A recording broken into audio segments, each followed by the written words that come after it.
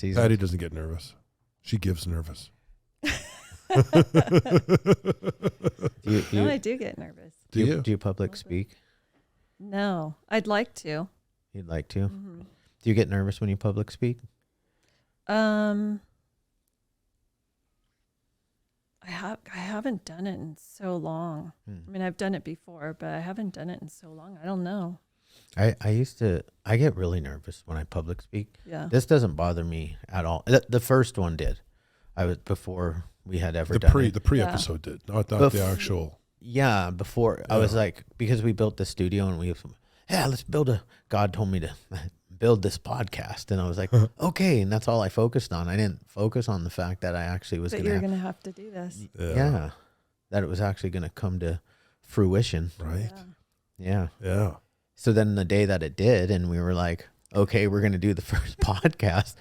I pulled up in the parking lot and I had a panic attack, like a real one, like where I was sweating and medical panic attack. I had to, I didn't want anybody to see me having it. So I ran out of here, got in my car and drove down to Flame Broiler where I like to eat.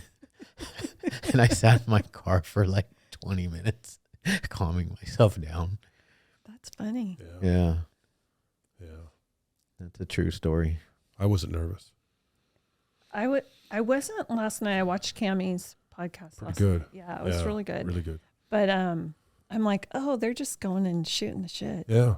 That's what this is. Yeah. We don't, now it's different. Every podcast is a little bit different because like when I don't know somebody, and I didn't know Cammie, so that was a little bit different. When I know somebody that comes in and I know their story, then I might talk a little bit more or pry a little bit more. You can pry all you want. We've talked about you. We talked about you on Cammie's, and then Shane actually mentioned you on an episode that we did last night. Oh, but really? But he didn't mention your name, and so I said, "Oh, you mean Patti?" So, what do you do for a living? Oh, wait, Michelangelo, are we live? Okay, yeah, we've been live for a while. Oh, okay. Yeah. See, I'm not nervous. Yeah. That's our thing. So I am a certified life coach. Okay, awesome. And how did you become that? Or what got you, not how did you become it? What got you into that? Doing my own work. Doing my own work. I was a stay-at-home mom, and then I did real estate for 13 years, and I thought, this is the greatest job. I will do this forever. Like, who doesn't like to go show homes and connect to your clients? And I was pretty good at it. I loved it. It was a passion of mine. And then I started doing my own personal growth work, and God had a different path for me. So that's always nice. Yeah. It was a whole 360 for me. So I went to school. I went to get my psych degree, and here I am. So no more real estate? No. This is the full-time gig then, huh? This is the full-time gig. Now, did you just finish up a workshop? Yes, last weekend. Nice. How long? How many days was that one? So the workshop is 7 days, but I split it into 2 separate weekends. So we do the 3-day portion, then we go a week and a half, and then we come back and we do the 4-day portion. Nice. I heard this guy did it. He did. Yeah. Was it life-changing? It was life-changing. Yeah, it was a good time. Yeah. Are we gonna? Because I don't know if you noticed in like Cammie's podcast, they wouldn't give any information. Yeah, because we do weird stuff. So that's why they sign confidentiality documentation. So they're not really allowed to speak about it. If I sat here and I explained some of the exercises that we do, no one would come. They'd be scared. They'd be scared. Shane, you're already scaring people. Don't say it that way. Like, tell us about, because it was life changing. Yeah, like, I will do anything when I'm in a bad place to put myself into a good place. Yeah. No matter how hard it is. I know not everybody feels that way, but if you can get them motivated to do that, that's more important than Yeah. you don't Okay, wanna maybe I'm the right guy then, because it was, if I tell people, I make it's kind of scary. It's only scary because we go very, very deep. We go into the trenches of your core issues, your traumas, your relationships. There is nothing left unturned. Nothing. Once you do it. Yeah. Even if you don't want to work on it or you don't think you need to work on it, we work on it. So, Is there ever any singing involved? singing, Yeah. Dancing? there's some dancing on everyone's part. That was I went through my workshop in 2004. The dancing part was actually probably one of the biggest pieces of work that I did, because I couldn't dance in front of anyone unless I was drunk. Right. God, right. Wait, did you have a substance abuse problem? I didn't. So I was married to an addict alcoholic. Okay. And probably some borderline behaviors. And like what? I was borderline behaviors. Oh, sorry, I didn't hear you. Borderline personality Yes, disorder. yes. And so we were married for 13 years before he became physically abusive. And so shortly after that, we sought out marriage counseling. I think we had probably done some before that too. And so we went to a therapist. She had a workshop similar to the one I do. And he went through first, and then I went through a few months later. And so that was back in 2004. So, Nice. But I went because I just needed them to fix him. Right. I didn't really have any issues. So, but they opened a can of worms with me. Right. So That happens often here in drug and alcohol treatment, Yes. especially like Yes. in the family program. yes. Because a lot of times parents will drop off their children and be like, "Can you fix them?" Yes. I mean, we can get them healthier, but we can get the whole family healthier if we can work on everybody. Yes. When I have a son that's in addiction too, my oldest son. And, but when my therapist said that I was codependent and a victim, I could not wrap my head around. I didn't even know what codependency was. Right. And I was like, I'm not a victim. That, like, they are weak and pathetic. As I sat there with a fat lip.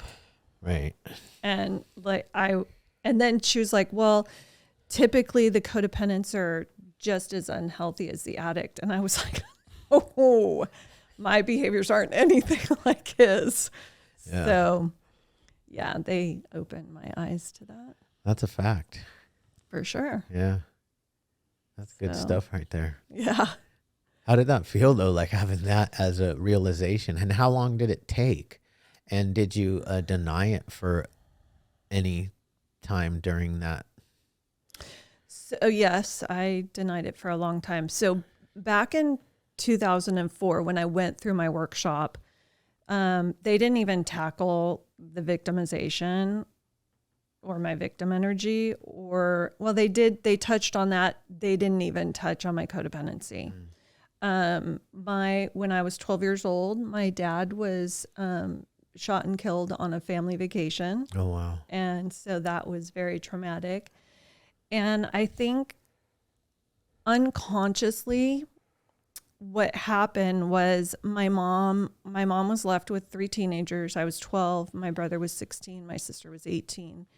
And she didn't want to appear weak or sad in having the loss. And so we took all the grief and we just shoved it down. We did not speak his name for like 5 years. Oh, wow. But he was still like this entity in our home. And so that was probably the biggest piece of work, was bringing up all that grief, because I was 12 when that happened. And then 7 years later, my sister was married and her husband was killed. And so that for me was actually harder than my dad's death because I hadn't done any grief work. Yeah. And so all this grief came up with him, and it opened up the grief with my dad, but I couldn't separate it. So it just felt bigger.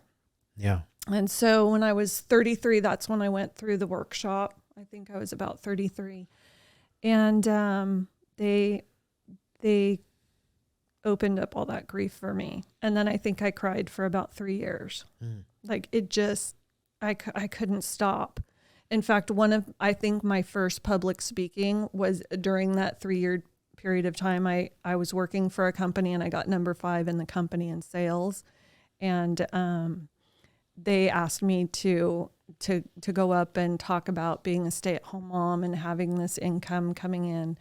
And I cried the whole time when I got up to the podium. It was so embarrassing. I couldn't figure out why. Did you get through mortifying. I did get through it with this big old lump in my throat, and I'm sweating and shaking, and I'm like, pull it together. I wonder if it was powerful for somebody, though. Like, I wonder if somebody got something different out of that message. Because did they know why you were crying? No. No?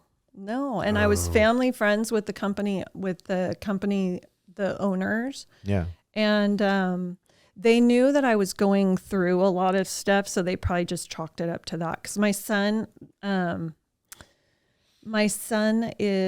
oldest son is 30. He'll be 32 next month, and he's been in and out of addiction since he was 17, and been to many, many treatment centers. But when he was born with what they call tracheoesophageal fistula. And what that was his esophagus was not connected to his stomach, but it also had a fistula over to his trachea. And so it was like shaped as an H, but his esophagus just dead ended. So there was no way he could eat. So I had him, and the first 10 years of his life, he went through 128 surgeries. Wow. And so, yeah, so I was in the hospital. We were in the hospital all the time. The hospital staff became part of our family. His surgeon, the most amazing woman I've ever met. She didn't have any children of her own. Her patients were her kids, and her and Cole had a very special bond. And so it made it easy. It made it easier for him. She would let him go and talk to her other patients before their surgeries and he would explain what the operating room looked like, and the mask, the anesthesia mask and stuff like that, and the bright lights. And so that was really a cool process. We didn't really think that it created really any trauma in his life. The trauma came when she did the last repair, and then we never went back again. And that was pretty devastating for him because he lost that whole family. Right. So that makes sense, but you probably didn't see it at the time, right? no, because it was such a positive experience. She didn't do labs before his surgeries because we were there all the time. And it got to the point where if I knew he had the sniffles or he was sick or not feeling well, we just postponed it. So Right. she didn't do labs because that was pretty traumatic for him. So she just stopped because his veins were hard to find. And then they started doing finger sticks, and then it was like the end of the world with this finger stick. And so she's like, we'll draw his blood once we put him to sleep, and he'll never even know. And so that's what she did. Right. So she was just so amazing with him. Nice. So yeah. How's he doing? He went last February, not this one, but last year. He decided he wanted to get clean, and it has been a long road. Most families know that. Right. And so he wanted to get clean. And so I was working at the time at a treatment center. And so they took him in and sponsored him. And they kept saying, we're going to transfer him. He's got to go somewhere where they take his insurance, and he didn't really have insurance. So we knew what that meant. So they took him to facilities, but then they're like, we just love having him here. He's helpful. He does his work. He's doing great. So as long as we have the room, we'll keep him. So they kept him for, I want to say 60 days, a little over 60 days. In the meantime, he had called one of his old sponsors, and he and another partner had just opened up a new rehab out in Arkansas. And they said, if you can get out here, we'll take you. We will put you through our program if you need it. If not, we'll put you into sober living. We'll help you get a job and get somewhere to live, and you can stay out here as long as you want. And so that's where he's at right now. But I have this strong intuition that he is struggling a lot. So we'll see how this plays out. Right. This is the longest he's been clean and sober, though. Right. Since he was 17. Well, it should be, about 13, 14 months. Yeah. I think that he has relapsed at times and tries to get back and go clean again. But it's just, I think what's his drug of choice? Everything. Everything? Yeah. He Fentanyl? starts out, he had gotten into that this last time. He had never used it before, and then had gotten into it. So, which I think that was, hearing that was really devastating. But one day he called me, probably about a month before he called and said, I want to get clean. He had called me for a ride, and he got in my car, and I was like, he looked like death, because he does, meth is actually really, Xanax and meth are his drug of choice. Those typically. are mine. Yeah. He loves Xanax. Well, I prefer Valium over Xanax, but but I can see why. Yeah. So, the year before, I realized early on, it wasn't early on, probably when he was about 24, 25, he was in a rehab. He had gotten a DUI. The rehab allowed me to go pick him up, take him to court, and then drop him off. And one day we were coming back from court, and he wanted to go see his ex-girlfriend in our hometown as we were driving through. And I said no. And he had a little temper tantrum and hit the windshield and the car door window and the dashboard. And at that point, I realized I have to work on my codependency with him, because it's very different than the codependency I had with his dad. Right. Completely different behaviors. Yeah. And so I really thought, I've worked on all this codependency. I don't like, I'm good, but I was so deep in it with him. And what went through my head was a phrase like, I am not going to work harder at his recovery than he does. Yeah. And so I just kept driving and took him back. And so that's tough after 128 surgeries and actually working harder than him for so many years, right? It's almost impossible to not be codependent at that point. Right? Yeah. You were there for all of that. Yeah. Yep. And it's rough tough. on him too. Just the whole experience. Yeah. I've only had 2. And I know that they were just routine, a shoulder repair and a knee repair. But surgeries are hard. Like it takes work to get your body healthy again. Yep. Just from one. Yeah. And we were at the hospital about every 3 to 4 weeks. He'd had about 3 major surgeries that really we stayed in the hospital.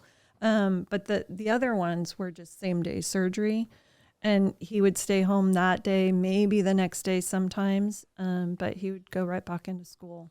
Yeah. Wow. So yeah, they're actually saying a few of his doctors over the years have said that, probably all the anesthesia, all the pain meds, he was already probably predisposed for addiction. and with addiction in both his dad's background and my background. Right. I don't know that he had a chance, but we try not to let him know that, because then he's like, see, What if he hears this podcast? he'll hear this podcast. I've asked all my boys last time I did a podcast, I said, am I okay to talk about things? And they're like, yep, you say what you need to say. Yeah. Well, hopefully that, that'll allow, other people to, heal. Also, like what I would, hopefully that your son doesn't utilize any of this stuff to, and we do as addicts, because I am one. But, and especially when you're actually in the disease, that you can really slip into the victim mode. And like, I'm doing this because I had so many surgeries, or, because my family treated me so bad, or, whatever my issues were. Mm-hmm. I could easily like slip into that. But, when you're clean and sober, it's like, you're responsible for your recovery. You're responsible for your own life. You're responsible for your actions moving forward. Hopefully he does hear it, and he hears something good, because he can pull through this. I did. Shane did. Yeah. And I was a mess, Yeah. There's been points where I've sort of given up hope. It's just exhausting trying to carry him emotionally and energetically. Right. And I've had to lean on my faith a lot. I know when he's really struggling. Going back to when he got in my car that day, he had like this odor, and he looked like death. He looked like walking death. And it wasn't like I could smell the soap, so I knew he had taken a shower, but it was, I'm thinking that it was probably just the drugs coming out of his pores. Oh, for sure. And I'd never smelt that before. And I said, Cole, you're going to die. If you don't get help, you're going to die. Yeah. So, and his body isn't like a normal body. Mm-hmm. What they did when they repaired his esophagus is that they were going to take a piece of his esophagus and take it out, because it had, there was like a pouch that had some precancerous cells. So she's like, that has to come out anyway. So we're going to take a piece of his colon, pull that up, attach it, and it'll act as if it's an esophagus. They do that with esophageal cancer patients. Okay. And so that didn't work. The piece of colon that they pulled had an artery that wouldn't stretch enough. So what they did was they pulled his whole stomach up into his chest. And so he's very thin all the time. Can he eat a lot? He eats a lot, but he'll eat small meals all day long. Yeah. But he eats a lot. And so, and she said he'll never have a weight problem. And so so that repair took place when he was 10, and that's sort of when he, lost the hospital family. Right. And so, when he got in my car, I thought, okay, like I've never seen him this bad. And so I have to give him to God and let God take care of him, because it's too heavy for me. Yeah. That's a big step out of codependency, right? Yep. And, cutting him off and not letting him come and eat or shower, because he was toggling on like sort of staying at my mom's house. My sister moved in with my mom. My mom has dementia. He would come to our house, and he had, homeless friends, and he would take granola bars and wipes and drinks and stuff, and we'd pack his backpack. And I thought, if this isn't codependency to the finest, here I am shoving food for his homeless friends in his backpack. But I eventually, my youngest son, he's my little ornery one. He's my fighter, my warrior. And he's like, he sat me down and he said, you're still enabling him. Yeah. And you're letting him into our home, and he's got to, whatever his rock bottom is, he has to hit that. And so that was the hardest thing to do, was to say, you can't even come over anymore. Yeah. And, you don't know if you're ever going to hear from him again, or, his addict. I've learned to separate him. And I think that's really helpful for my clients when they're either dealing with their own addiction or with codependency, is that I split them up. And so we have his addict, who's pretty much an asshole all the time. His evil twin brother. Yes. And then I have Cole, and that's my son. And I know who I'm talking to at times. And so I won't battle his addict anymore. That's good. So, yeah. That's healthy. It sounds to me like, I wanted to go back to where he was punching in the car, because he was in rehab during that time. What ended up happening there after that? I took him in. Yeah. I took him and dropped him off, and he stayed for a while. He's like the perfect rehab client. He'll do what he's told, and he connects with people. He has this innate ability to connect with people emotionally. Yeah. And he usually will find a girlfriend there. And yeah, good times. So, yeah. Yeah. And so he is a great client for treatment centers, because he'll work his program, and it all depends on what happens once he gets out, whether he or how long he can sustain that sobriety. Right. Sounds to me like he actually has the potential to be a really good leader, because when he can just like connect with people. I'm a really good rehab client. I can really connect with people. I can get people to, jump on board of the whole recovery thing while I'm jump in there. the fence. Or jump the fence. Or jump the fence, yeah. Yeah.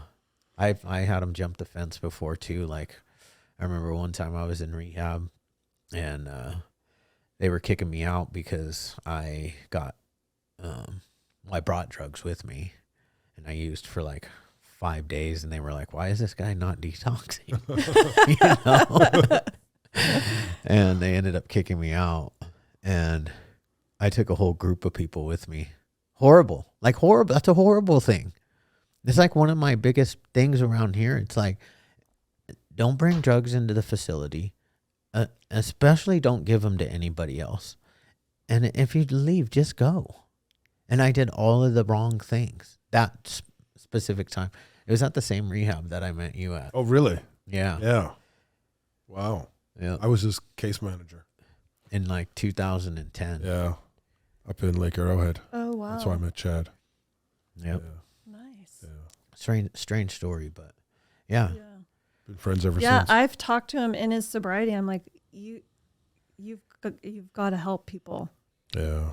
You've got to help heal people. Mm-hmm. And he always hums and haws about it, but I think that it's probably what his calling actually is. It is. And as soon as he grabs hold of that, New life. New life. Brand new. Yep. Yeah. My calling, and I say this on the podcast a lot, but like my calling, when I figured it out, was on December 14th of 2000 when my daughter was born. Prior to that, I should have died in a car accident, and I realized that day that I wanted to be a dad, and I didn't want to live the life that I was living. And my story isn't perfect. I've had relapses along the way, but like I knew that I had a purpose, and my purpose was to help other people that suffer from the same thing that I suffer from. That daughter is 22 years old now. When the day she was born, I was homeless. I didn't have a car. I think I owed the bank like $568.25 because I overdrafted. I think back then you still wrote checks. Yeah, right? You're allowed to deposit the check and take out. Yeah. Oh man, I did that. I did that every day. You know what you could do? You know what else you could do back then?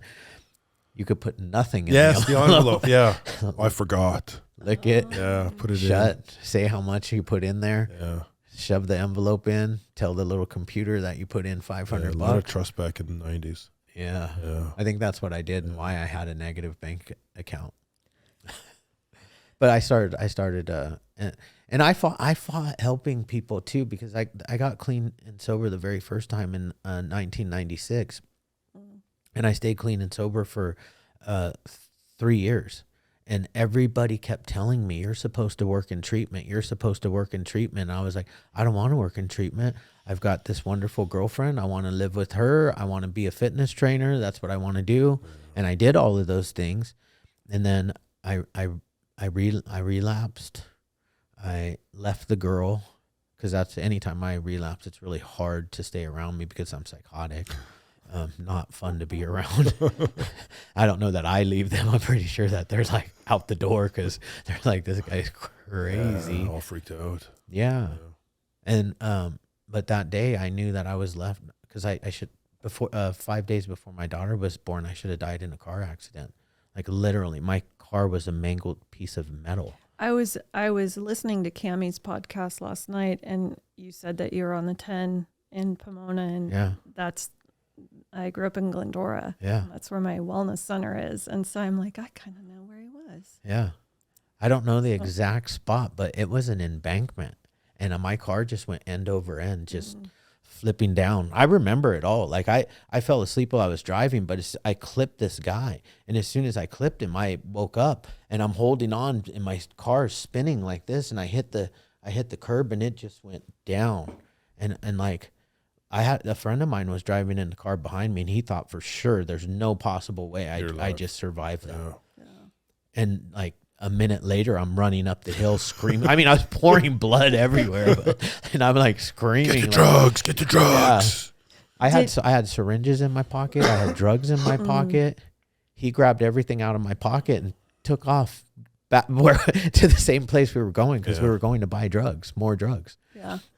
Did at any point after that you realize, like, I'm still here because I haven't fulfilled my purpose? Yeah, I'm still here because I haven't fulfilled my purpose. This podcast ended up being part of my purpose, because so all of that happened, and I built Hope by the Sea. My dad and I started it. Like I immediately, when I had 4 months clean and sober, and I went to the rehab, and I was like, please give me a job. I'll do anything. I'll sweep the floors. I'll drive a van. I'll do whatever you need me to do. And they gave me a job driving a van.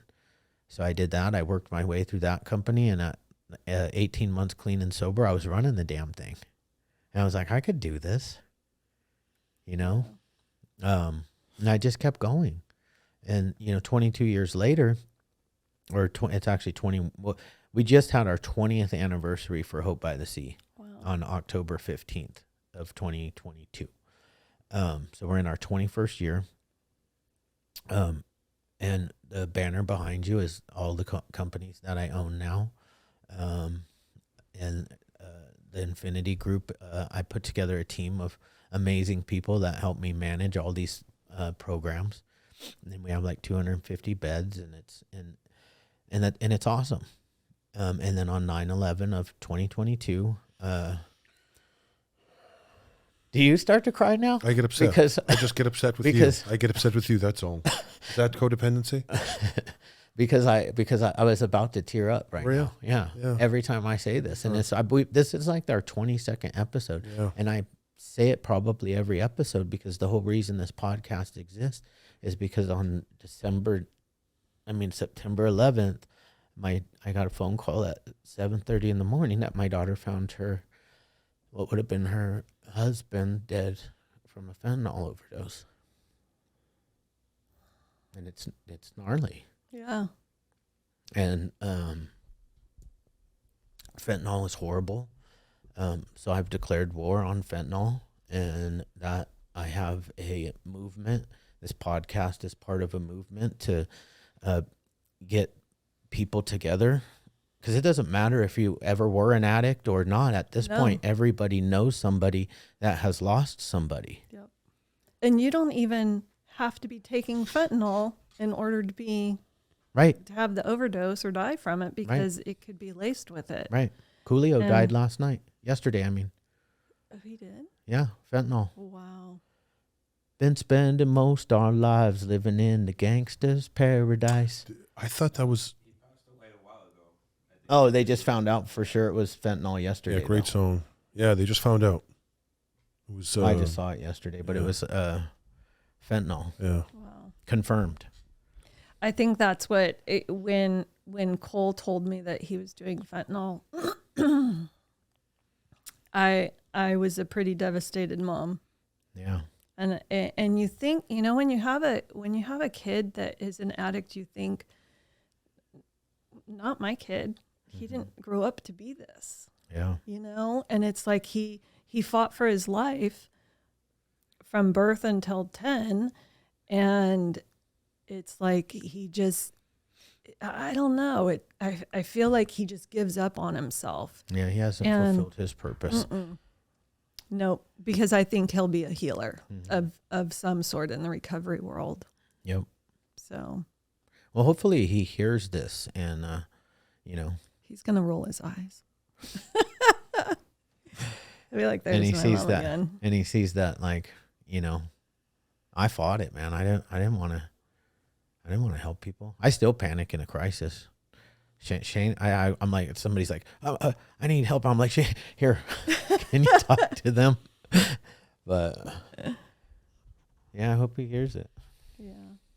You just never know what people are going through. You don't. No. And it's so easy for him to fall back on the operation. So I can't get over that. Up to 128 operations, feeding tube. Yep. Obviously. Yeah. He had that for about, he had one and then they took it out and then they put it back in. Yeah.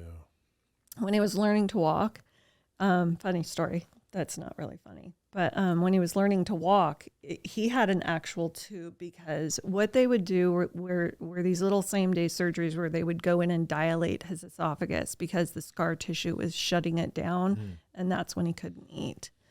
And so that's what we were going in for all the time, were these esophageal dilations.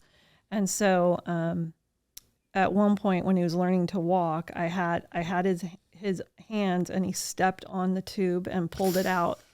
And I was living down in Carlsbad at the time. My ex-husband was in the Navy down there. And I called the surgeon, and she said, just go to the nearest emergency room. They'll pop it back in. Yeah. And so we went to a naval hospital, and it looked like they used a coat hanger to reinsert it. And I was like, I can't do this. It was so gross. And so a few days later, he did it again. It just popped right out. And so I call her and I said, okay, I can't take him. And she goes, okay, let's do this together on the phone. God. And here I am, 22 years old, inserting my son's G-tube back into his stomach over the phone with his surgeon. And man, they didn't have FaceTime back then either. FaceTime FaceTime would have been so much greater. Yeah. She could have been like, this is exactly how you do it. They didn't even have cell phones down there. I'm on a landline, right. talking to her. So, yeah. So you have a wellness center? Is that what you said? I do have a wellness center. Yes. And where did you say? It's in Glendora. Glendora. Mm-hmm. Yeah. Little town up by the foothills. Yeah. I know where Glendora is. Yeah. Been there. You know where Glendora is? I do now. You do? I drove up there. Oh, okay. So that is that. Oh, yes. So the workshop takes place yeah. at my wellness center. That's so funny. In my mind, when they talked about it, I don't know why, but I was picturing that it was at a hotel in Santa Monica. I don't know why. I have no idea why. Probably because I went to a fitness workshop in Santa Monica. It's the only workshop I've ever been to. This was in an office. Yeah. Did it in a nice office. Yeah, I have 2 suites. I have an office. Our offices are downstairs, and then I have a workroom upstairs in a different suite. Nice. So, yeah. Okay. Well, that's great. So that's where it takes place. It takes place there. How often do you do these workshops? I try and do them 3 times a year. 3 times. When's your next one? It's going to be probably the end of July, beginning of August. Okay. I don't have the exact date. I have to go over the dates with my staff. So very nice. We talked about my daughter on the podcast with Cammie going to your workshop. Yes. Would that be appropriate for her? We would love to have her. Mm-hmm. Nice. Yeah.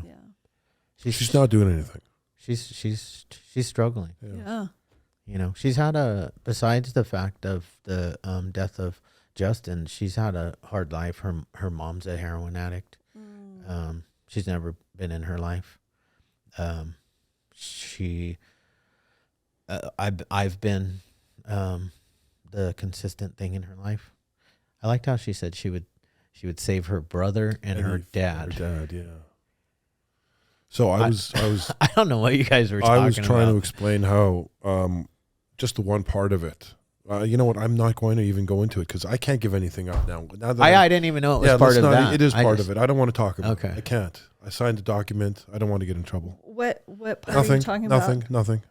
I'm going to tell you what this conversation was about, and he wasn't talking about the workshop. He was just saying something about a thing where the water? We were in the water. I was saying that there was a time when someone asked if you can save two people, one of them should be yourself because you're that important to yourself. Yes. And then they gave me an example. Well, what if you're in a burning fucking fire and there's 12 kids? Are you going to just save yourself? And the kid, I'm saying, yeah, grab the latest kid and run. Get out of there. Shane's a horrible person.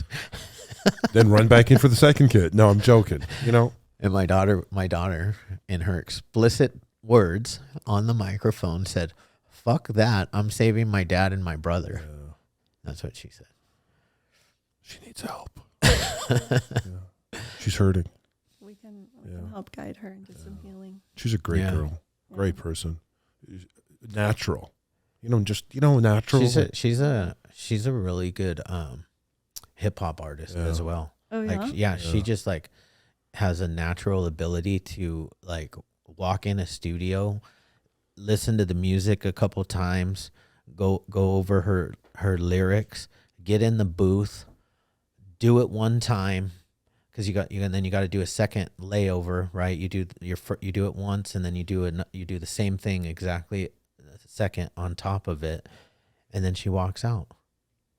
No mess ups. It's just a natural ability. She's natural. Like I've watched her do it, and I'm like, damn. The only other person I know who did it like that is Tupac. Tupac used to walk in. They would get everything ready. He would walk in the studio for 15 minutes and finish a whole song and leave. Yeah, that's when it just comes natural. Yeah. So. Yeah. Can I just have you speak a little louder? Or a little closer? A little closer. There you go. Is that better? Yeah, that's better. I try to cry a little for us today. No, I'm joking. I usually do cry. I was joking. On the podcast. Oh, I can cry. Podcast. I think I cried on the other one I did. Do you remember what it was about? Probably my son. Yeah. Shane, stop making me cry. It's amazing the codependency, because I don't like the word myself, because when I'm on the phone or talking to a family member, they're asking, what do I do? My final thing is this: look, your son's in big trouble. Do what's in your heart. Because if he doesn't wake up tomorrow, you got to do a lot of work on that. But I think that if what you do, and maybe I'm completely wrong, maybe if you do what's more in your heart and they pass or something bad happens, you're like, you know what, God, I did everything that was in my heart. There's that piece of forgiveness that they might have. And I could be way off. I could agree with that. And I think sometimes, intervention, professional interventionists do something different so that they rip that carpet right out from under them so that they'll say yes to treatment today. Yeah. Or within a couple of days, you take everything away from somebody, the cell phones, the car, the house, the this, the that. The scary part with codependent people, or with just being a parent in general, is what if I take all of these things away from my child, like a roof over their head, and they leave tonight, they say no to treatment, they leave tonight, and they die out there on the streets, and that was the last thing I did. Yeah. That's the scary part. That's some heavy stuff. Yeah. But then the other alternative is, what if you let them stay in the house? Because this one, there's a potential that they'll go to treatment. There is a potential. Mm-hmm. If you let them stay in the house and you give them $20, they're not going to treatment, and they could die here at home in their bed or on your bathroom floor. So it's like, these are real conversations you have to have with people. right? What are you willing to do? I think good interventionists, though, they ask people, what are you, what boundaries are you willing to set? Yeah, they do. Yep. They do. And then they work with that. Yeah. I always ask, do you feel that your child or your loved one is suicidal or on that kind of edge? Because then I'll treat the situation differently. I'll go a different route. But yeah. I like the old school interventionist. There was a TV show about it. It was called The Cleaner. Yeah. Oh. He used to grab people and take them to knock them out, take them down. I did that once. You knocked them. I didn't knock him out, but I went, we're going to have her come on. I went with her partner's husband. He was a cop, and we went into some kid's house under 18, 2 a.m, woke him up, and he's like, bro, what are you doing? I'm like, get the fuck out of your bed now.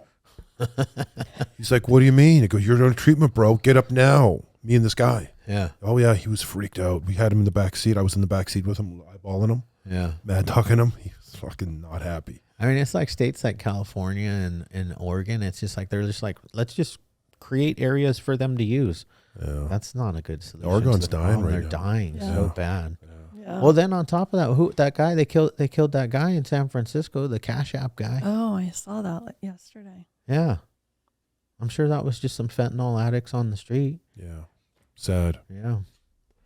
That's why Shane and I go to bed at 8, because nothing good happens at 2:30 in the morning. No. What am I doing at 2:30 in the morning and out on the streets of San Francisco? Yeah. Suspicious. Right. Yeah. Right? What is he doing out there? I'm not sure. You can only imagine, though. Come on. What are you doing at 2:30 in the morning in that area? Picking up or grabbing something? Right. That's what I'd be, yeah. Prostitution. Good, or something wrong. Yeah. So what can you tell me about your workshop? Okay. So I can actually tell you a lot. That's not weird.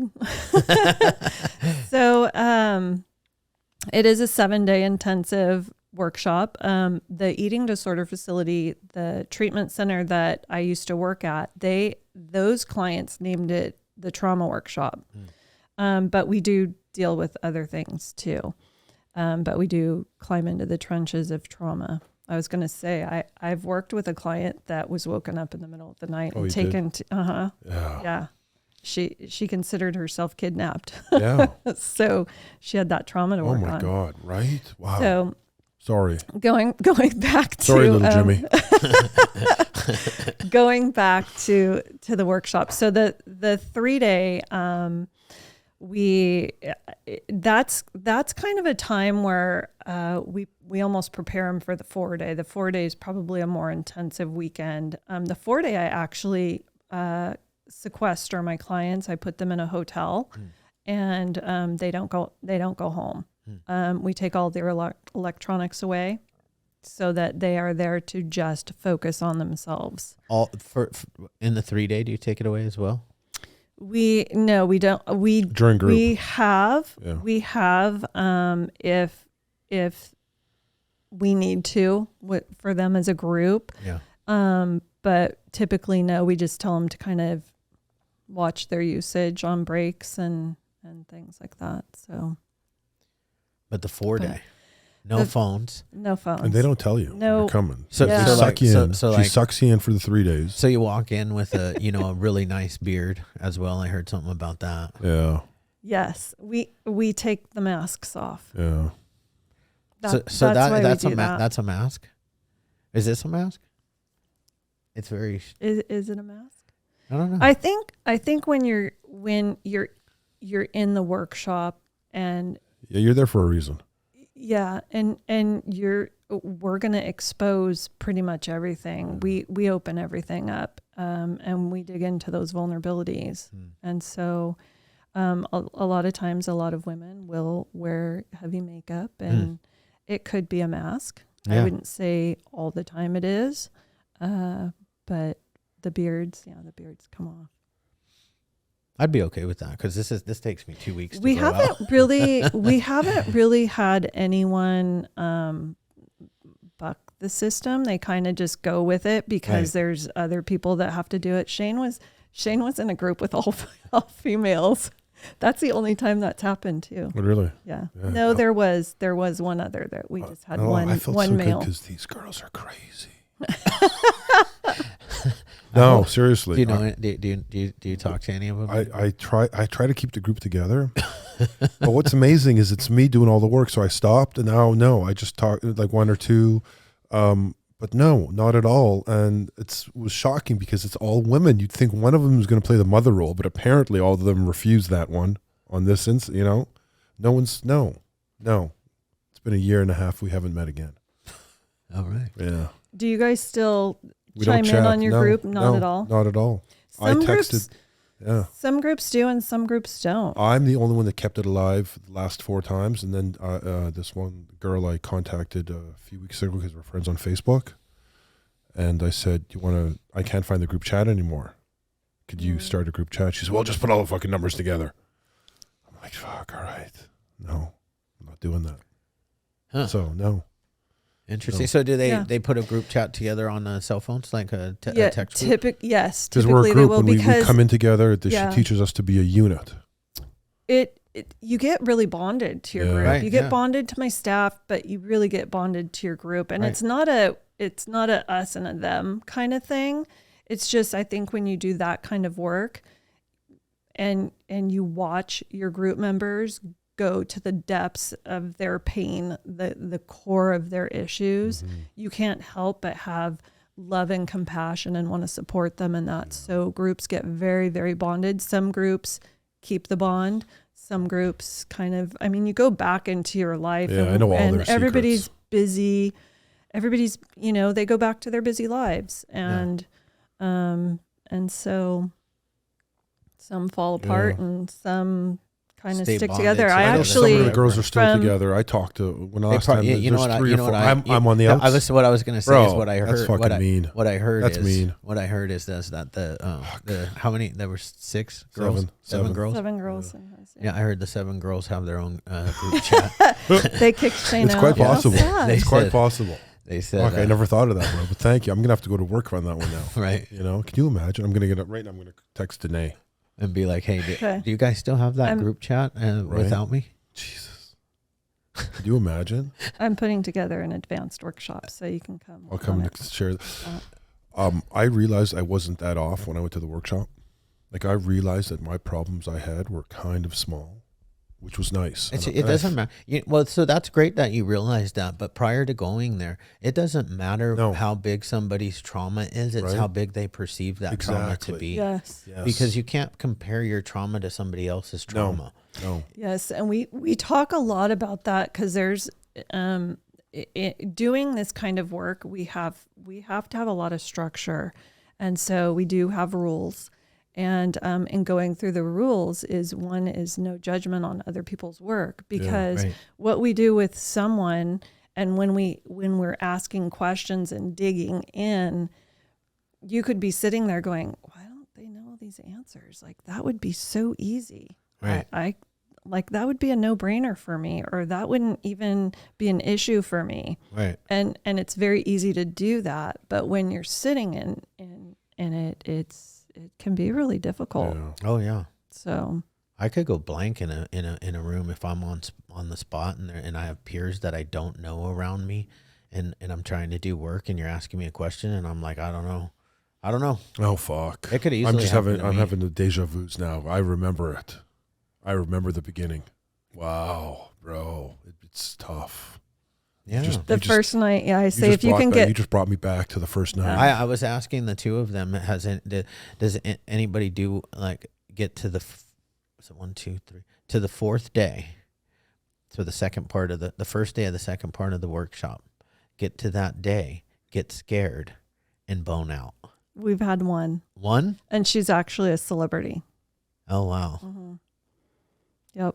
She didn't come the last day. Something happened in the hotel room with her roommate, and her core issue was trusting people. And I know the details. It was somewhat of a overreaction on her part, and Yeah, she didn't come back the last day. Well, I've spoken to her since, Yeah. and she's doing actually really well. That's good. And so, but she's the only one. We do have once in a while we have a runner. We call them runners. They'll think they can escape, but my staff chases after them. So they just walk down the sidewalk with them. So they've always been able to get him back in. But that's pretty good. We can't always do it here in treatment, you know, and it's really, it's one of the saddest things for me because like, people leave like 5 seconds sometimes before that miracle's about to happen, you know? Yep. And it's like, man, if you just hold on one more second, everything will change because like, you know, and I don't have this saying, but treatment centers, recovery in general has a saying that when you get to the doors, you only need to change one thing, and that's everything. I don't believe that. I believe that you actually only need to change one thing, and everything changes, and that's your perception. And when you change your perception, everything changes. Perception, you call it mindset. Well, our perceptions are guided by our belief system. Right. And so that's really it when you look at the workshop as a whole, that's actually what I'm trying to help my clients do is change their belief system about who they are as a man or a woman. Because we get these wounds when we're young, and we start doing behaviors to protect ourselves, like a little boy that grows up in maybe a home with addiction or a lot of anger, and they start going and hiding under the bed because that's where it's safe. Well, that's a great tool. It keeps them safe. Yeah. But what happens is he takes that tool into his adulthood, and it's called isolation. So he doesn't hide under the bed, but he hides in his bedroom or in his apartment or his house. Or just even within himself. You know, where he puts up this shield of armor and doesn't become intimate and vulnerable with other human beings. Yes. Yep. And most of the time, because there's that anger, they will deny their own anger because their emotions may not have been honored or validated when they were young. And so he gets disconnected from his own emotions. So it's good stuff. I love healing. Me too. Like, you know, I was so afraid and hid from healing for so long. And there were times when I thought that I had healed, but I hadn't done any work. In my first 9 years working in this business, I had done nothing except for steps 1, 2, and 3, and gone to meetings. That was it, you know, and no real healing happened. I found God. I found God, you know, but that wasn't enough. I still had like you talked about, I had a really twisted core belief system about myself. I lacked confidence. My confidence came out, and my confidence was actually arrogance and an ego thing, because I could do things a little bit better than people. I would try harder than people would, but I didn't actually feel good about myself inside. I felt like a loser. Like I literally always felt like a loser, even when I was winning in life. And it was like, I had all these twisted, and it wasn't until I started going into, like, diving into therapy that a therapist finally told me that, like, your core belief systems about yourself are really, like, twisted. I mean, she literally, like, used words like that. And I had religious beliefs that were twisted as well, because I grew up in a very conservative Christian religion called Seventh-day Adventist. Yes. Have you ever heard of them? Yes, I actually just had a client go through this last one that grew up in that system. Yeah. Mm-hmm. So, So I had to actually even like change some of that stuff, that was like actually very hard to change to get to where I am today. That stuff was like ingrained in my head since birth. Yep. I grew up in a very Christian home, and I think my mom I'm the black sheep of the family. My family of origin thinks that I drank the Kool-Aid. And so I am for sure the black sheep of the family. And, but growing up in that Christian home, during my divorce, during those last few years of my marriage, I got really mad at God, and he was not my friend. And we had several conversations before I ended our relationship, because I felt he let me down. I felt he left me.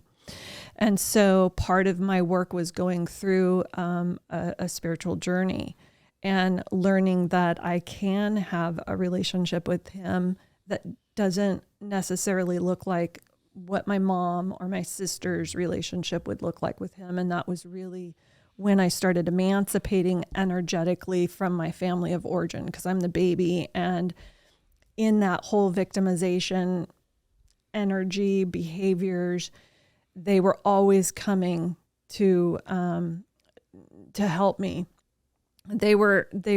Our dynamic was I was the victim and they were the rescuers. But it always kept me down here. Mm-hmm. And so when I started working on my victim behaviors, my victim energies, I started pulling up, and I don't know that they really liked that. They needed me down here so that they could fulfill the role of the rescuer. Yeah. And so our dynamics shifted, and that's when I just had to pull away, because it was like they sort of turned on me because I stepped out of the dance. Yeah. And it was hard. It was a hard decision to make, but the toxic behaviors that we were playing out were just too much for me in my journey, because I was trying to heal myself from the divorce and the abuse, and trying to keep my kids from spinning out about the divorce, which I didn't do a very good job, because they spun out. And so that's kind of where my journey of like my own spirituality, I can have my own personal relationship with God and do it my way. Yeah. Well, not really my way, it's his way. Yeah. Yeah. Yeah. Just add God. Just add God. But that's the deal. And that's like where my religion told you how you had to be with God. Mm-hmm. I believe that like God tells me how I need to be with him. And so I have my own relationship with God now. And, he's okay if I say the F word, and every once in a while, goddamn slips out. I said it the other day. I was like, whoa, try not to, because that's actually one of my religious things. Like growing up, that is like, you cannot say God. Nope. You can't go like Jesus like that. No. That's like saying his name in vain. That's the way my mom raised us, was that we couldn't say God. We couldn't say his name in vain. We couldn't say hate. We couldn't say shut up. And we couldn't say stupid. And I remember I raised my kids that way, because that's what I knew. Yeah. And I remember it was cold. We were saying prayer before dinner, and he bowed his head, and he was like, oh God, oh God, oh God, oh God, oh God, oh God. And it was him trying to say God without getting in trouble. And so it was kind of funny. But my granddaughter came over the other day, and she's 3, and she goes, oh my God. And I was like, do I stop her from that? Is that my rule now? No, not as a grandma, I don't think. I know, Mom. Where are we at with this? Am I going to let her say God in my house? And I was like, I I think I'm okay with that. I think he's okay with it right now. He's okay. So- With I mean, I don't know if he is with but he's okay with me because I've done way worse shit. No, than- I have to warn my clients that I'm a potty mouth, Yeah. especially my teenagers. I'm a potty mouth. Don't tell your parents. Well, we were They're like, okay. we were told, this podcasting stuff, it was brand new for us. Like we'd never done this. We just got in and we were like, I think at first we were kind of a little bit too stiff. Yeah. The first really couple, stiff. we were like, hi, how you doing? And Shane would talk like really deep on the microphone. Yeah. He'd be like, yes, and so how is your wellness center? Right? So, Yeah. And somebody came up to us. It was actually my nephew. He was like, you guys need to just like be yourselves and relax and like spice it up a little bit because you're funny. Yeah. So I started drinking before the show. So yeah, Shane started drinking before the show. No, I'm just kidding. People are gonna really believe that. That's fine. Call me. And so I started cussing a little bit, and I actually don't cuss anymore in my real life, but I feel like in the podcast it's okay because I'm more bringing out the addict side of me, the more funny. No, I know what you're saying. Yeah. So but now I've noticed in my business life where I wear a tie and stuff, I like saying the F word and stuff. I'm like, why did you just say the F word right there? Talking to your staff. Like, Right. Said like fucking. It's changing you. Yeah. Yeah. Yeah. And I told Podcast them, I'm changed like, me. I'm accidentally cussing. I'll be able to, cut the podcast off and go straight into the business life. But it's a little bit hard right now to go from podcaster to business professional. Yeah. And that's like, and it's been like a month. So I feel like I should be close. But I'm a very routine person, and this is really thrown off.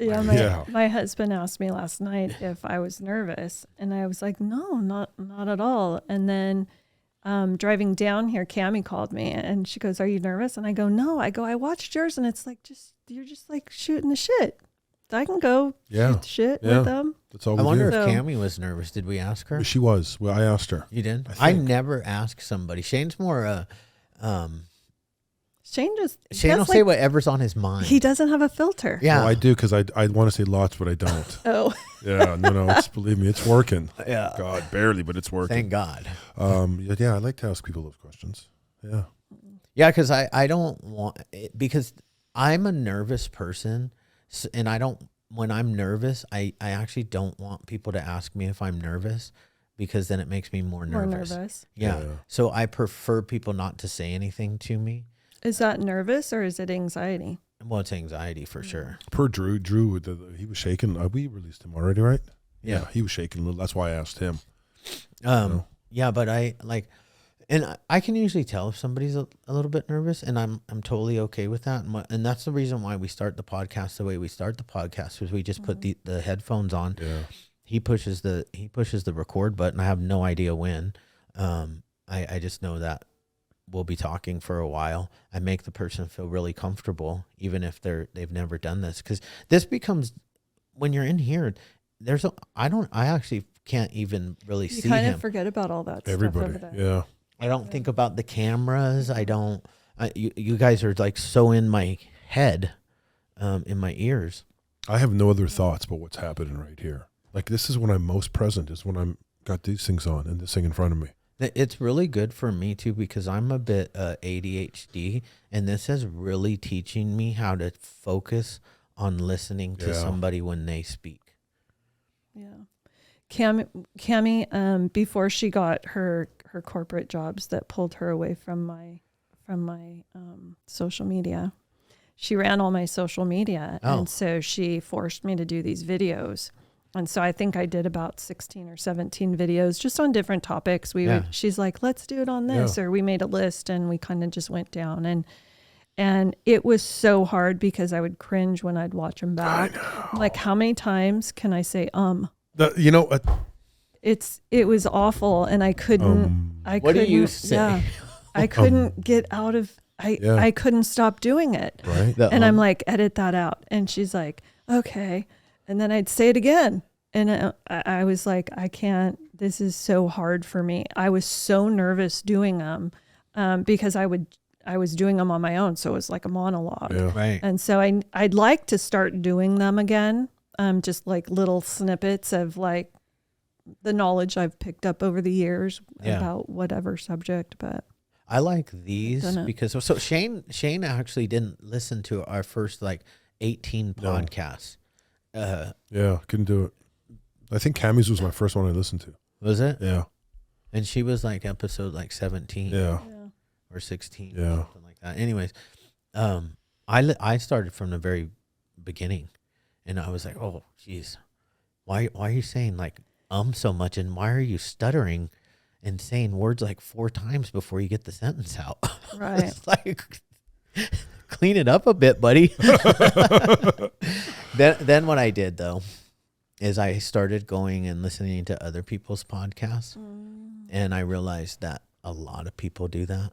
Like I'm talking like number 1, 2, 3, 4 podcast in the world. Joe Rogan, people on his. See, I just said right now. I heard myself. We're coming for you, baby. We're coming for you. We're coming for Joe Rogan's number 1 Hopefully spot. there's not like a counter, you know how.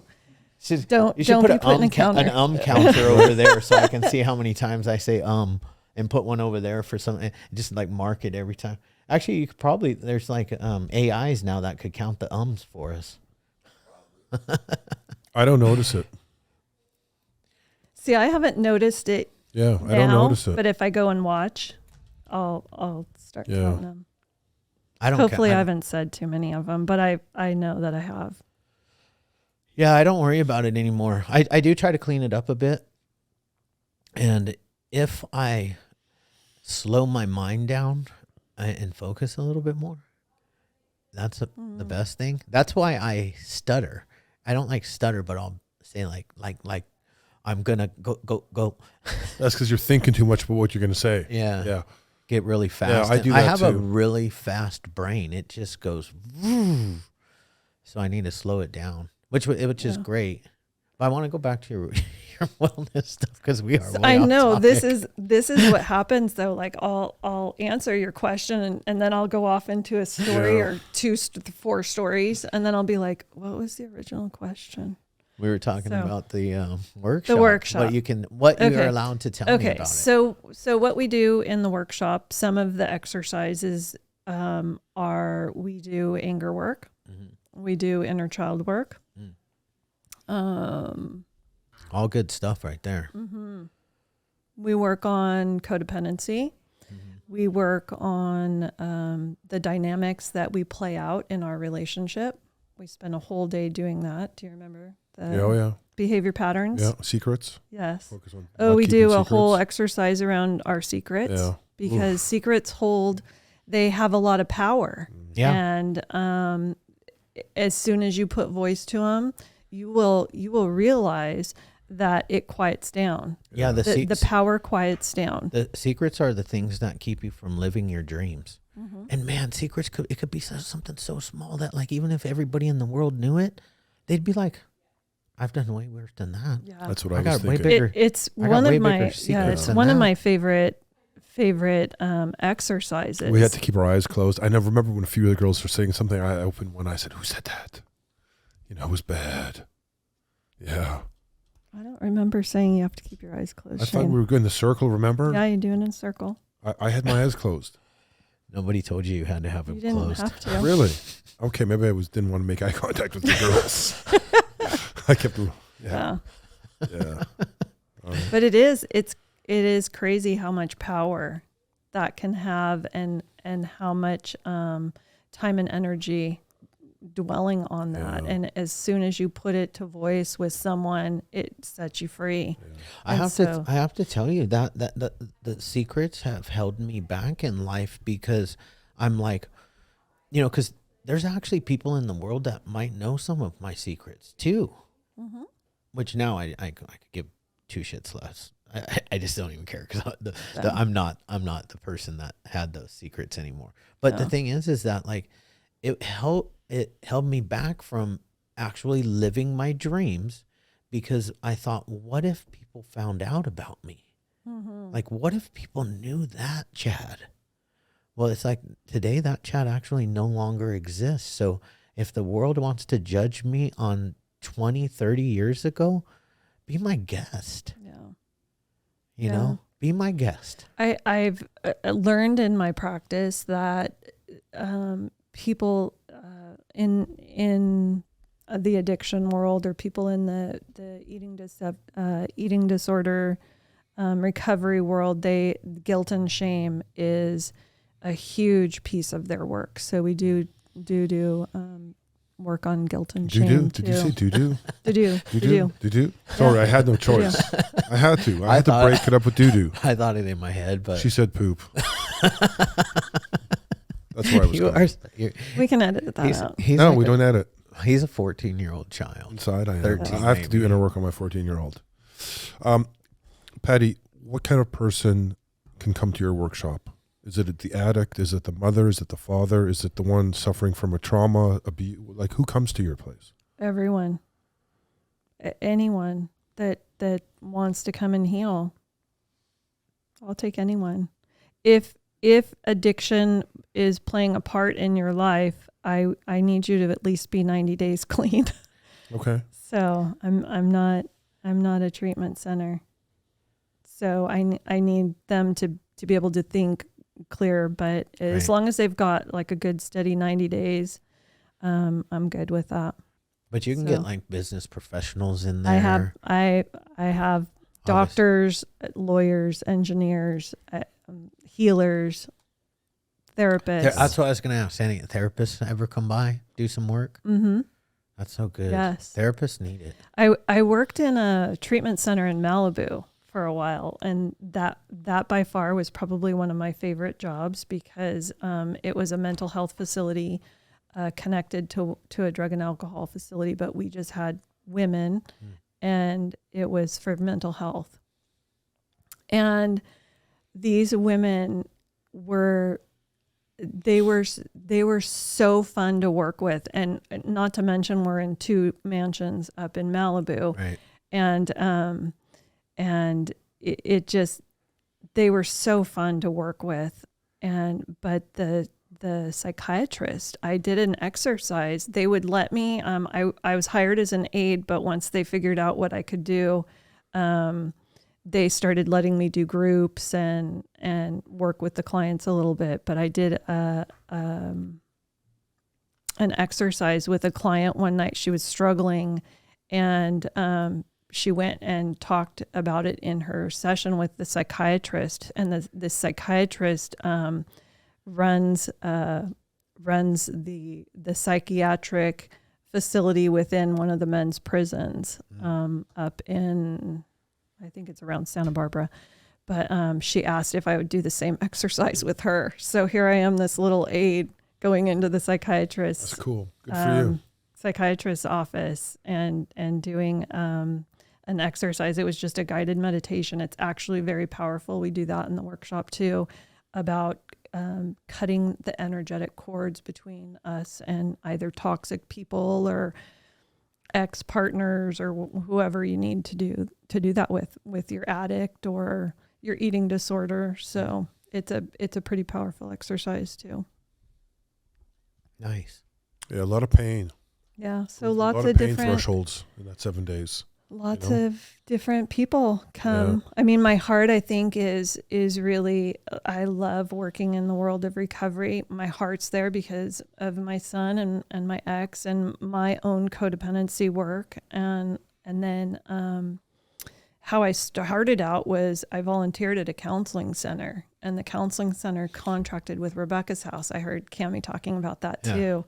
And so we ran their trauma program. And so Rebecca's House would send their clients to our workshop, and we did that for several years. And then they hired me on full time. And so I worked at Rebecca's House for about 1.5 years. Actually 5 years I contracted with them, but then 1.5 years full time.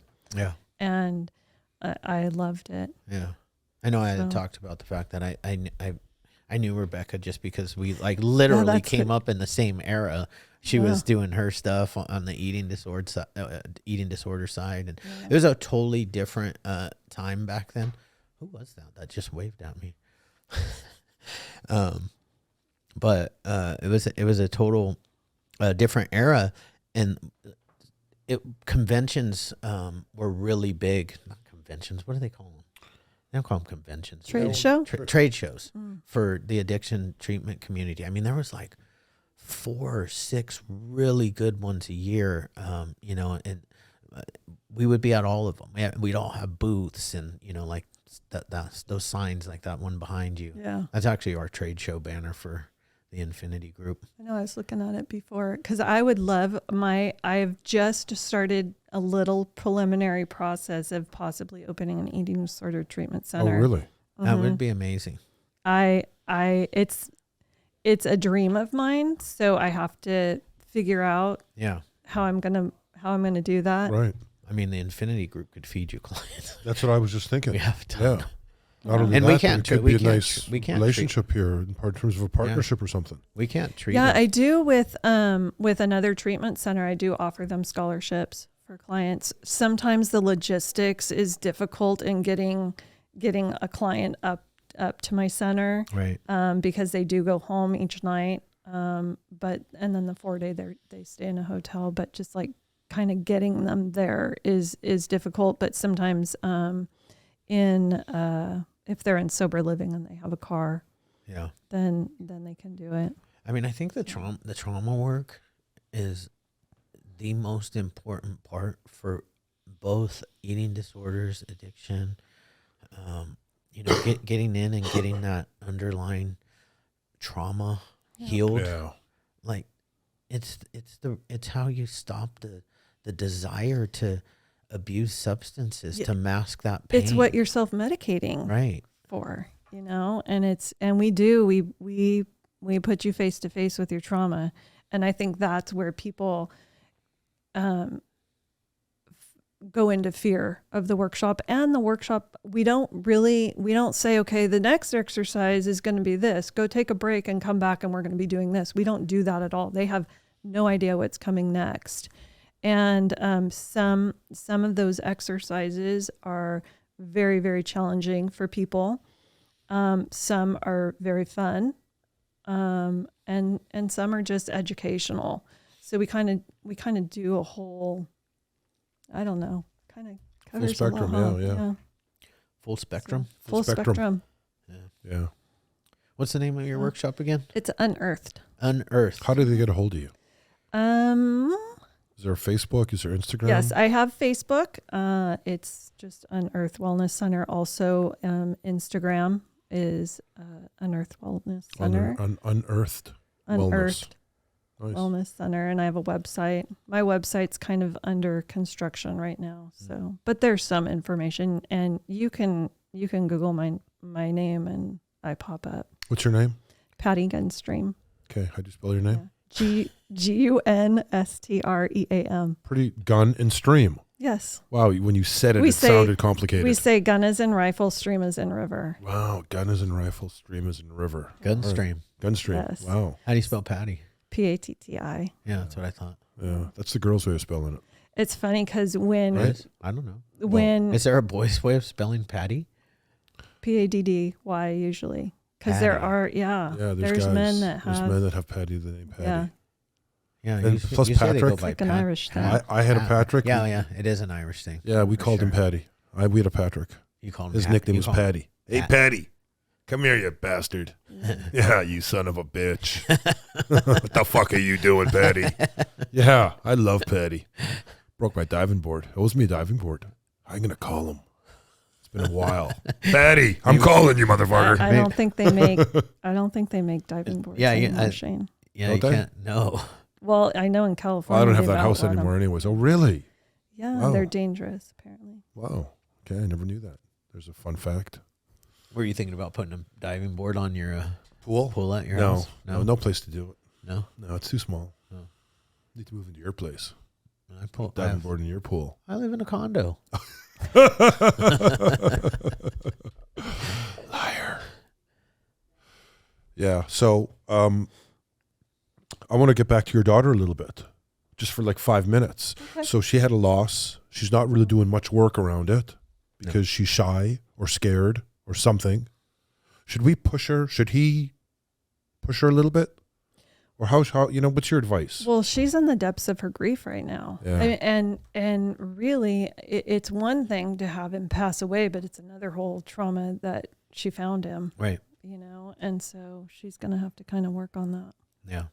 I think she's ready. She's willing to do like a workshop. Just people have been pushing her to try to go to like a 30-day program, and she doesn't want to do that. She's got jobs. She doesn't want to leave. Yeah, that's part of why I split the workshop into 2 separate weekends also, is because you don't have to take a whole week off of work. Yeah. We come back on the 4-day, we come back Thursday afternoon. And so really you only need, if you work Monday through Friday, you only need to take off a half day Thursday and all of Friday. Nice. So, yeah. That'd probably work out for Yeah. And we do a fun little graduation. Oh my God. You call that fun? For us. Wow, yeah. Fun We for do you guys. we do a fun graduation. You can invite your friends. Just and when you family think if it's you'd over, like. it's not. No. It's not. Did Marin come to your Oh graduation? yeah, she came. She Did cried. Did she bring the kids or No. just her? No, just her. Nice. Yeah. Yeah. One of the most uncomfortable graduations. Well, yeah. It's not that bad. It was Shane. your only graduation. I Shane. sweated like a pig. That's true. It was my only graduation. Yeah. Did you graduate high school? I did, yeah. Did you walk? No, I didn't. You didn't? Didn't go. Oh, I was in the audience watching. that's weird. Yeah. I was too shy to get up on stage even. What? I didn't even want to walk. Huh. Yeah. You shy? Yeah, bro. You don't seem shy. I know. I got out of it. Huh. Yeah. I'm shy. I didn't walk. Do I seem shy? Do you seem shy? Yeah. Mm-mm. No. I'm very shy. It's these. Are you? It's this, bro. I'm telling you. Yeah. Yeah. I'd say the most I ever talk is right here in the podcast. When I walked into your office, I could feel the uneasiness. Yeah, I'm shy. That was just my shyness. Was it? Yeah, I didn't know what to do. I You didn't know could have how to- offered me some candy. I didn't know how to. Oh, Jar of it Patty. on your coffee table. Patty. We're going to work on that. I was much better when I walked into this room, though. Right? All of a sudden, Oh, I was yeah. like comfortable. Yeah. This was my office. This has been my This office. room? This room was my Yeah. office for the last 5 years, 6 years. Yeah. 6. It was mine for a year. I sat in the corner over there until he kicked me out. I was upset that day. He stopped bringing me. Oh no, wait. No, I didn't stop. Yeah, you went to. I didn't kick him out. I gave him his own office. Yeah, Down, Yeah. He said down the hall in the down the hall in the ghetto. in the ghetto. Yeah, There's in no the ghetto place in this. There's place. no ghetto place in. this Here. building. I mean, compared to this office, it was. That's all. You had your own. I know. I never showed up though. And then I came back one day, the office was gone. I'm like, what the fuck?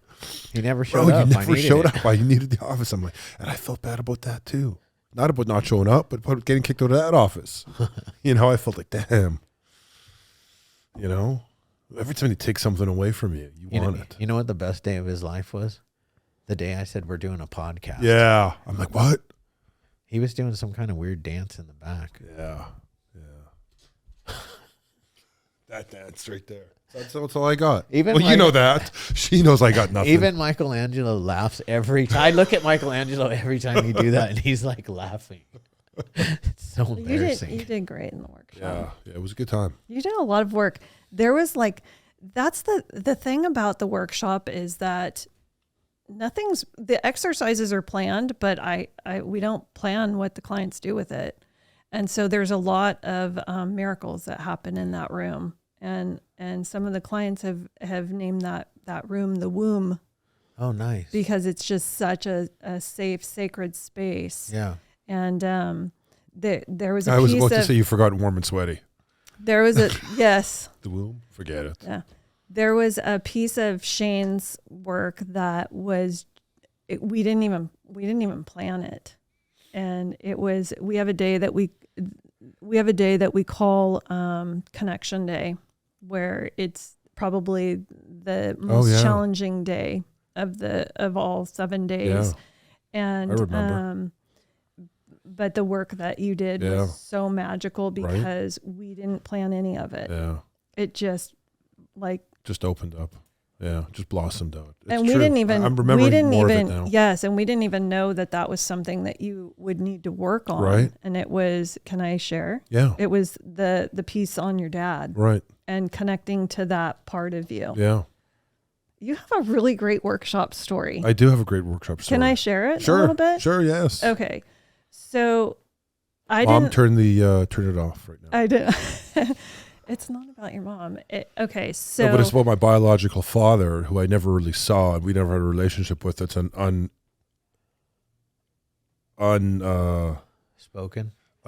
in the house. So now she's turning red right now and she's thinking, oh my God, she's getting all fidgety. Oh yeah, there, Mom.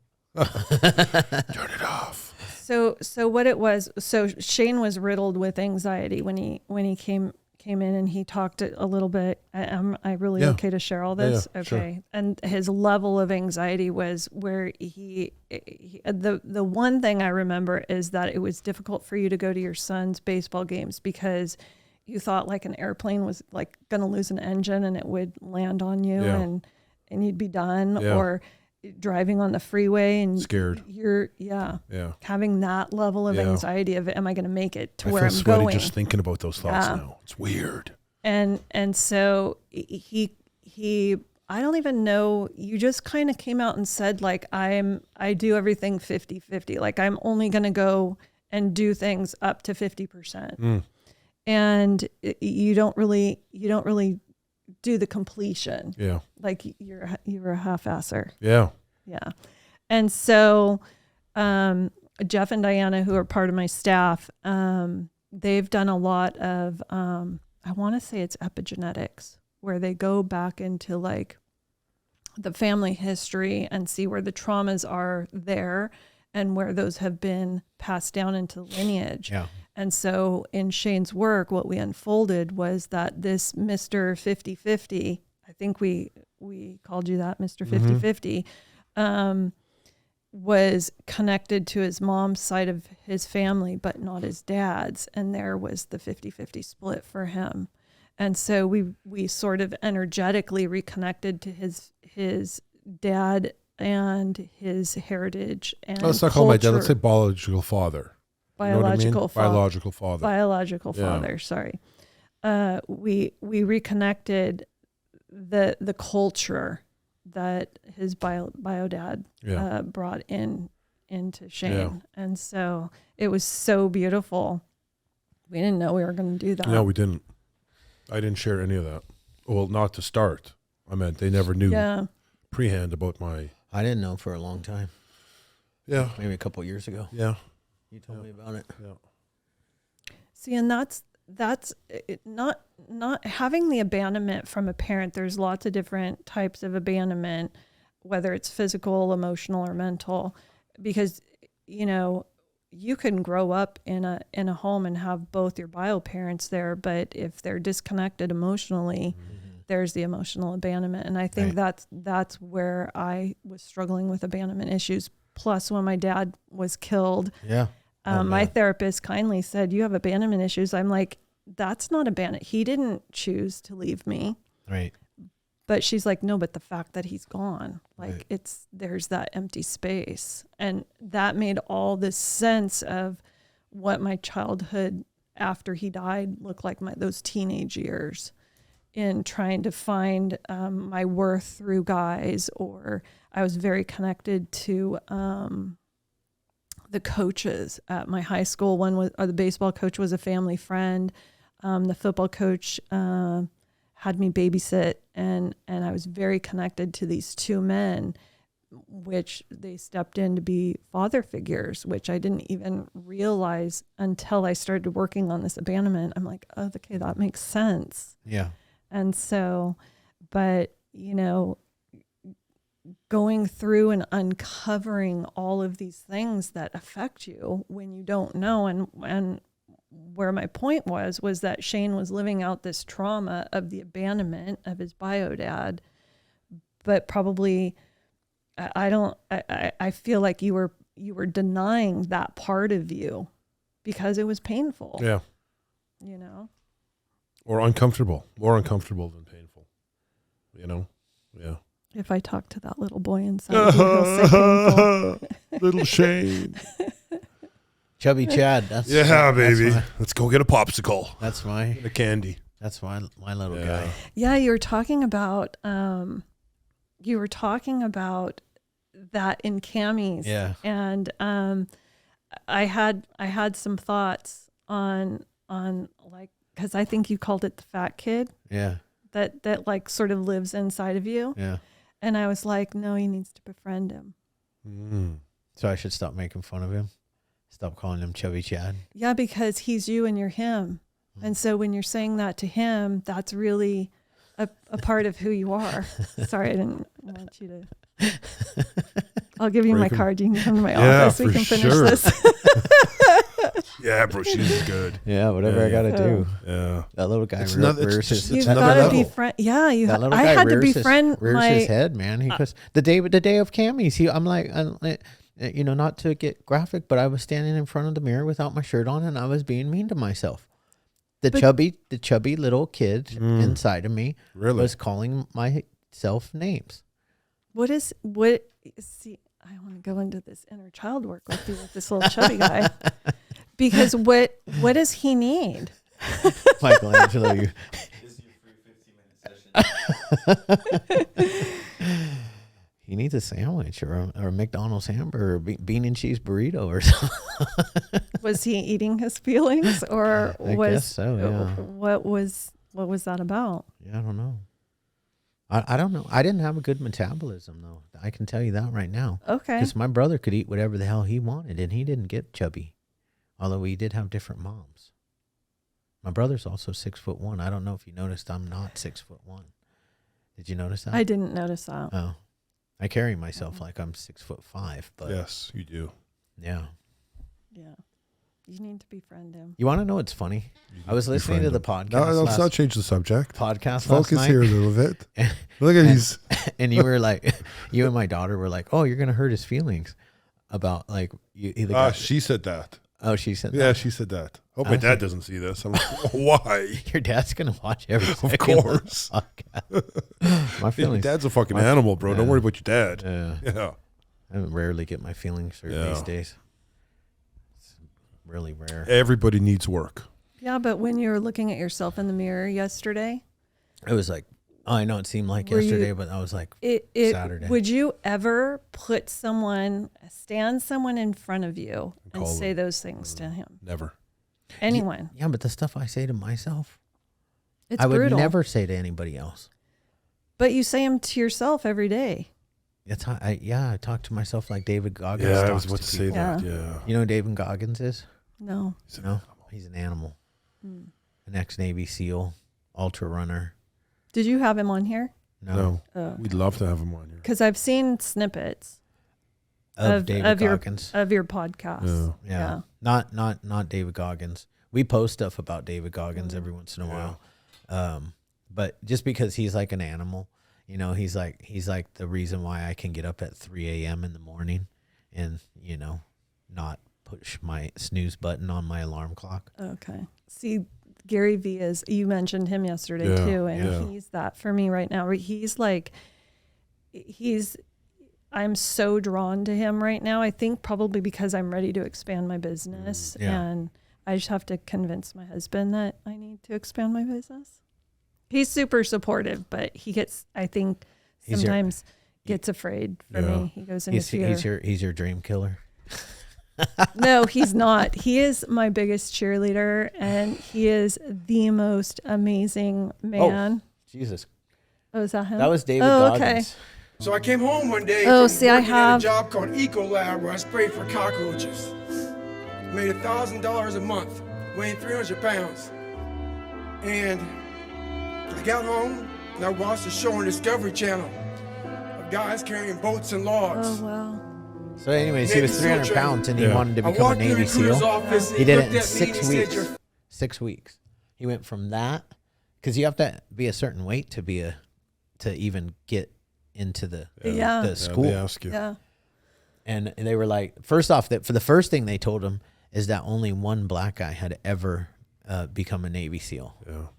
and the fact that he was also 300 pounds, he would never make it, and he'd use that as fuel.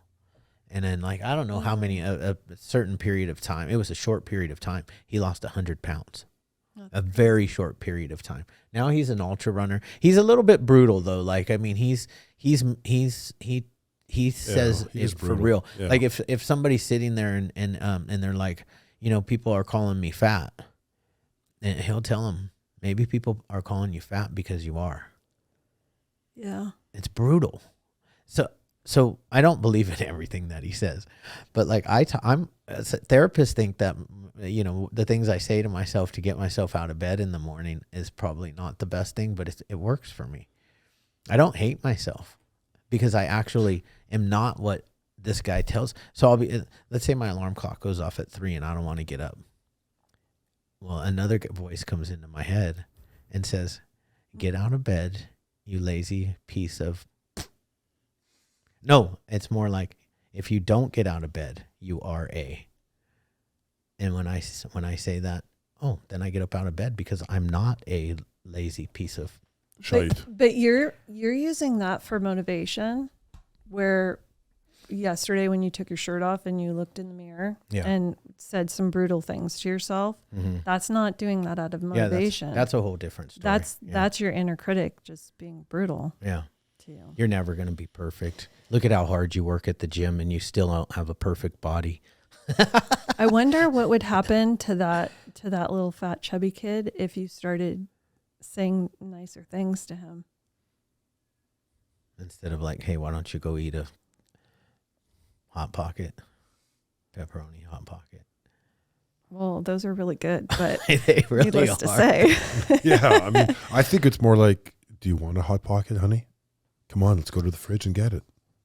Be nice to him. Like, what are you saying exactly? Be nice to the kid, or? Well, People were really how does that serve you? How talking to the little chubby guy like that? How does that all serve you? I actually don't say that to him. What I know. Let me give you the real deal. Okay. So like, he'll rear his head and be like, "Oh, look at you. You don't look perfect." All this crap, right?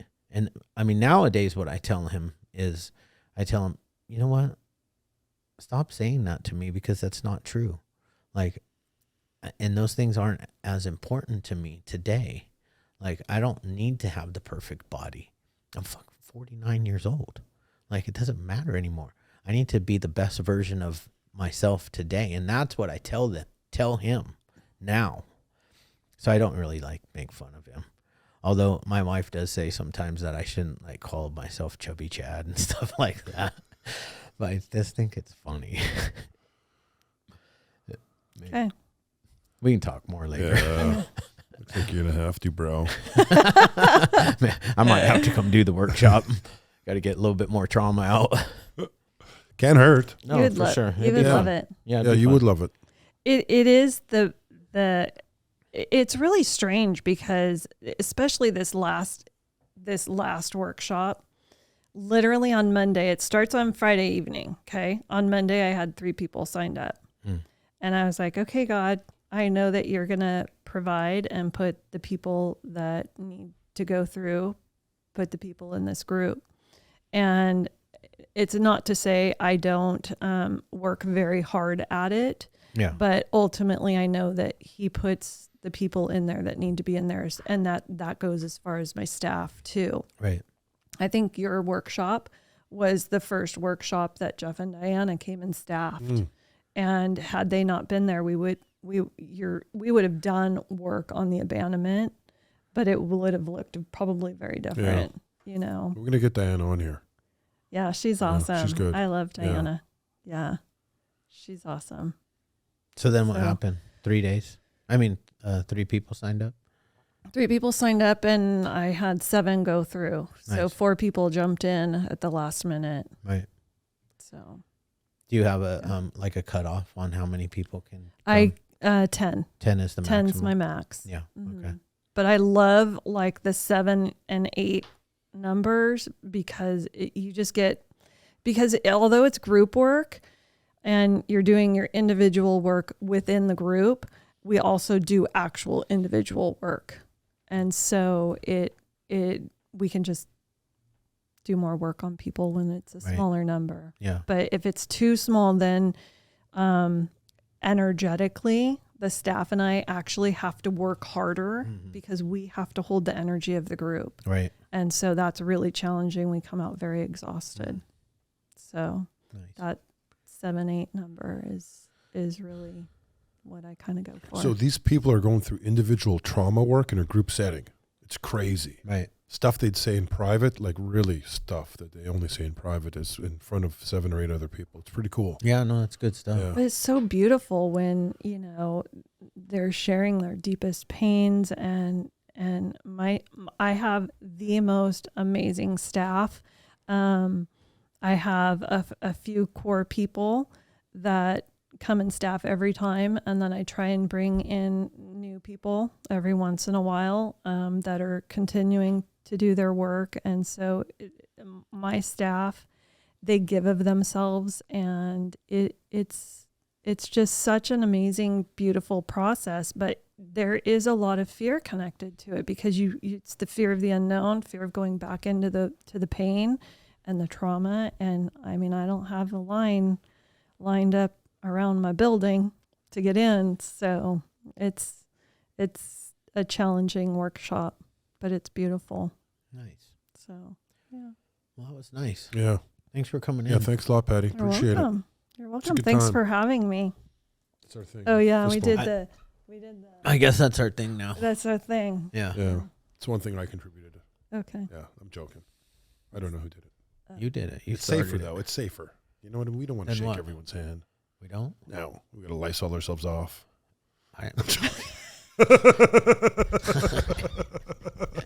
He has such a funny laugh. I like it when he really cracks himself Oh, up. lordy, God. Yeah, what a life. I'm telling you, that thing was really good. Now that I'm looking back on and my song, One Life, I Lived by One Republic. Great Yeah. song, deep. If anyone's out Each there, client gets us. We do something around the song with the client that is very. It can be very emotional for them. It's almost like a sacred thing, Mhm. but they do get a song that sort of represents whether it's work that they still need to do or that's going to be a continuing lifelong work, or whether it's just Every something. time I listen to that song, I still get a tear. I got a sniffle every time. It doesn't pass me every time. It's good. Yeah, It's nice. yeah, it's nice. Yeah. Yeah, well, I appreciate you coming Yeah. in. Thank you That was, so much. How long did we go on this one? 125. Wow. That's An hour. pretty good. We've been here for 2 hours. Yeah, almost. Isn't that amazing? Oh my gosh. I have to get to work.